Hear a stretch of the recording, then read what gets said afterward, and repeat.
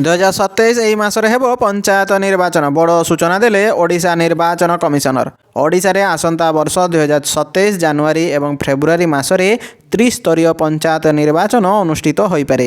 ଶନିବାର ଗଣମାଧ୍ୟମକୁ ସୂଚନା ଦେଇ ରାଜ୍ୟ ନିର୍ବାଚନ କମିଶନର ମଧୁସୂଦନ ପାଢ଼ୀ ଏହି ସଂକେତ ଦେଇଛନ୍ତି। ବର୍ତ୍ତମାନ ପଞ୍ଚାୟତ ସଂସ୍ଥାଗୁଡ଼ିକର କାର୍ଯ୍ୟକାଳ ଶେଷ ହେବାକୁ ଯାଉଥିବାରୁ ଏହି ନୂତନ ନିର୍ବାଚନ ପାଇଁ ପ୍ରକ୍ରିୟା ଆରମ୍ଭ ହୋଇଛି। ଆଗାମୀ ପଞ୍ଚାୟତ ଏବଂ ପୌର ନିର୍ବାଚନ ପାଇଁ ରୋଡମ୍ୟାପ୍ ପ୍ରସ୍ତୁତ କରିବାକୁ ଶନିବାର ଏକ ଗୁରୁତ୍ୱପୂର୍ଣ୍ଣ ପ୍ରସ୍ତୁତି ବୈଠକ ଅନୁଷ୍ଠିତ ହୋଇଯାଇଛି। କମିଶନର କହିଛନ୍ତି ଯେ ନିର୍ବାଚନ ପ୍ରସ୍ତୁତି ନେଇ ଜିଲ୍ଲାର ଜିଲ୍ଲାପାଳ, ଉପଜିଲ୍ଲାପାଳ ଓ ପୌର କମିଶନରମାନଙ୍କ ସହ ଆଲୋଚନା ଜାରି ରହିଛି।